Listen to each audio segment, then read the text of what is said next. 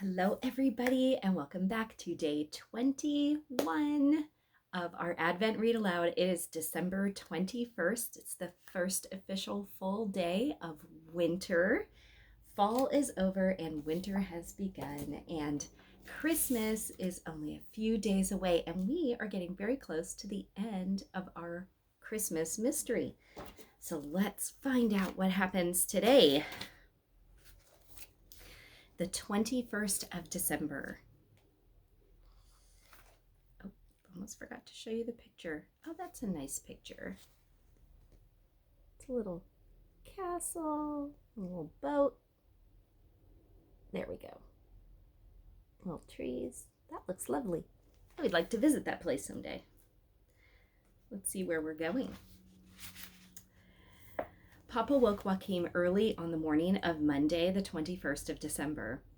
"We must hurry up and get going," he said. "I have to go to work a bit early today, you see. But this is important too.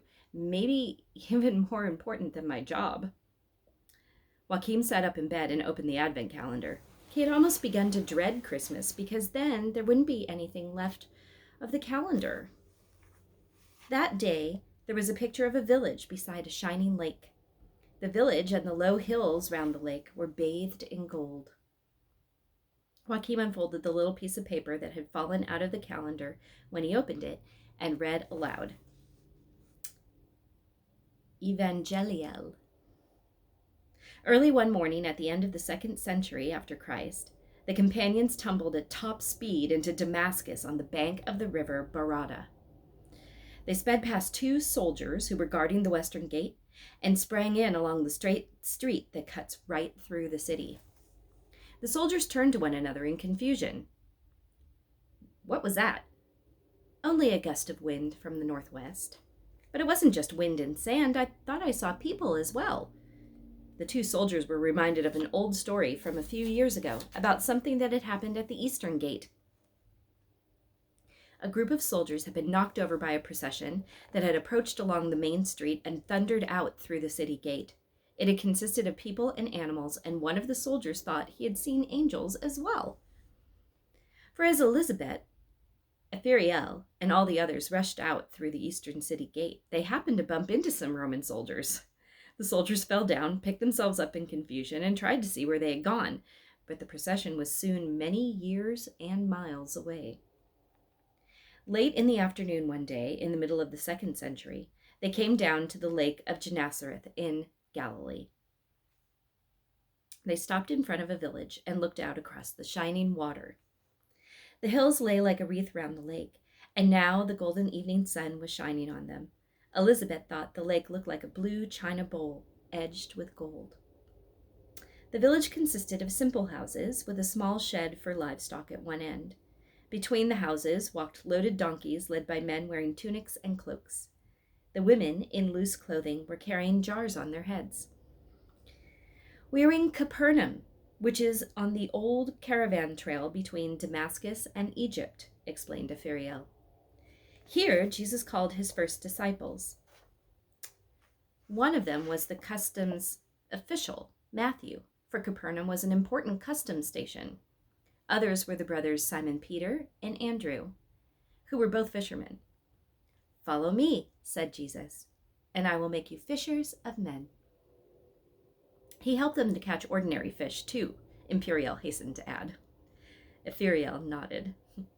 Once, when Jesus was standing beside the lake to speak to a large crowd of people, he caught sight of 2 boats lying further down the beach. One of them belonged to Simon Peter. Jesus went on board Peter's boat and asked him to put out from the land. And then he sat in the boat and talked to the crowd from the lake. That was a good idea, because then all the people could see him while he spoke. When he had finished speaking, he asked Simon Peter to row further out and cast his nets there. Peter said he had tried to catch fish all night without getting a single one. All the same, he did as Jesus said, and then he caught so many fish that the net broke with the weight of them. Another time they were out on the lake, said Ephrael. Suddenly a storm blew up, and the disciples were terrified of drowning, but Jesus simply lay down and slept. In the end, he was forced to quieten the storm in order to calm the disciples. He wanted to show them that they had very little faith, explained Ephrael. Yes, indeed, said Imperial vigorously. Yet another time the disciples were out on the lake alone when Jesus came towards them walking on the water. And when the disciples saw him, they were scared because they thought he was a ghost. But when Simon Peter saw it was Jesus, he thought he'd show off a bit to prove how much faith he had. So he stepped out of the boat and walked on the water too. It went well at first, but soon he grew afraid of the waves and began to sink. He called to Jesus and asked him to come save him. Joshua struck his shepherd's crook against a heap of broken stones. To Bethlehem! To Bethlehem! They sped off along the shore of the lake of Gennesareth. Before long, Ephrael called to them to stop. He pointed up at the shelf in the rock. That's where Jesus gave the famous Sermon on the Mount. He talked about the most important things he wanted to teach us. So what were they? Elizabeth wanted to know. The cherub Imperial spread his wings, jumped up into the air, and said, Our Father, who art in heaven, hallowed be thy name. Thy kingdom come, thy will be done on earth as it is in heaven. He was interrupted by Ephrael. Yes, he taught them to pray. Above all, he wanted to teach human beings to be kind to one another. He also wanted to show that nobody is perfect in the sight of God. Blessed are the merciful, said Imperial. Whosoever shall smite thee on thy right cheek, turn to him the other also. Love your enemies and pray for those who persecute you. Whosoever ye would that men should do to you, do ye even so unto them. That's enough, thank you, said Ephrael. We know you remember it all, and I should think so too, as one of the angels of the Lord. All three wise men clearly wanted to say something. Caspar and Balthazar nodded at Melchior and let him speak. But it's not enough to learn such rules of life by heart. It's more important to try and follow them. The most important thing to do is something for people in need, for people who are ill and poor, and for people fleeing from their homes. That is the message of Christmas. To Bethlehem, attempted Joshua again. To Bethlehem. They had scarcely got up speed when Ephrael turned to Elizabeth and told her that they were running through the area where Jesus had fed 5,000 people with only a few loaves and fishes. Yes, indeed, said Imperial. Jesus wanted people to share the little they had. If only they could learn to share with each other, nobody would be hungry or poor or very rich either. But it's better that nobody is poor and hungry than that a few people are rich. When they came to the village of Tiberias, they turned away from the lake of Gennesareth up through a hilly landscape. At the head of a fertile valley with palms and fruit trees stood another village. Ephrael called the procession to stop. Angel Time says it's 107 years that have passed since Jesus was born. This town is called Nazareth. Jesus grew up here as the son of Joseph the carpenter. It was here that one of the angels of the Lord appeared to Mary and told her she was going to have a child. He had scarcely finished speaking when something seemed to fall down through a hole in the sky. The next moment, yet another angel was standing in front of the procession. In his hand, he held a trumpet.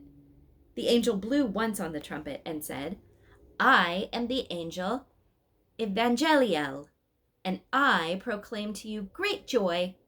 There is only a short time left until Jesus is born. Imperial began fluttering around Elizabeth. He is one of us, and he will be with us on the last part of our journey to Bethlehem. What had happened reminded Elizabeth of the words of the old Christmas carol. The angel of the Lord came down, and glory shone all around. She sang in as pretty a voice as she could. The three wise men clapped their hands because she sang so beautifully. That embarrassed her. So that they shouldn't all look at her, she said, I can see we must be getting close to Bethlehem if there are so many angels here. Joshua gave one of the sheep a little slap on its rump. To Bethlehem! To Bethlehem! Now there were only 100 years to go before they reached the city of David. Papa had sat, staring in front of him while Joachim read the last lines of the piece of paper. Now things are starting to fall into place, he said. You mean they've arrived in the Holy Land? Said Mama. Papa shook his head. Quirinius said something yesterday when they were approaching Damascus. It's good to be home again, he said. Naturally, that was because the governor of Syria may have lived in Damascus at one time. But I seem to hear John's voice. It's good to be home again. You mean John made the magic advent calendar and he really does come from Damascus? Asked Mama. Papa nodded. For who is Quirinius in this extraordinary story? It was Quirinius who gave Elizabeth an advent calendar, the one with the picture of the fair-haired girl. That's how he's imagined himself into the story he's telling, himself and the young woman he met in Rome. He's put it in the middle of this long story because although Quirinius and the advent calendar only come into the 12th and 13th chapters, Quirinius has said Dixie all the time when he has had something to say. That means I have spoken. And I can hear John's voice again. He has spoken, and what he has said is in this remarkable advent calendar. But an interesting bit of information came out today. What's that? Asked Mama and Joachim together. The old flower seller has described many towns and places on the long journey to Bethlehem, but today the description was more exact. He writes about the straight street that cuts right through Damascus from the western to the eastern gate. Only someone who's familiar with the place could write like that. Perhaps you're right, said Mama. But you don't think he may really have heard the old story about the soldiers who were knocked over by a procession of angels? Nonsense, snorted Papa. Then he stopped himself. But nothing can be discounted. If only we could find him again. Joachim was thinking about something quite different. He looked down at the piece of paper that he'd been reading from, put his finger on one of the sentences, and said, The wise men said it's important to do something for people who are fleeing from their homes. What do you think he meant by that? I suppose he was thinking of refugees and people like that, said Papa. Exactly, said Joachim. That's just what I thought. What do you mean, said Mama. I thought it had something to do with the lady in the photo. She was a refugee too.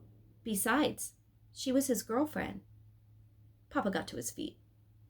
We'd better hurry, he said. I have to be off in 10 minutes. Before Joachim fell asleep that evening, he sat for a while playing with the letters of the alphabet. He thought about John, who had met Elizabeth in Rome, and about Rome that turned into a word for love when he read it backwards. Finally, he wrote some magic letters in his notebook. It looks like this. Elizabeth, Tabasile, Elizabeth, and then Roma Amor, see it? The diagram looked like a door, or perhaps a door that was inside another door. But what was inside that door? That was the end. Oh my goodness. I don't know about you, but it's almost getting a little confusing to try and keep track of everybody and everything. But we only have a couple of days left. They're almost to Bethlehem. And I think Joachim, Mama, and Papa are getting closer and closer to figuring out how John and Elizabeth and the Advent calendar all play into this mystery. So, until tomorrow, have a great evening. See you then.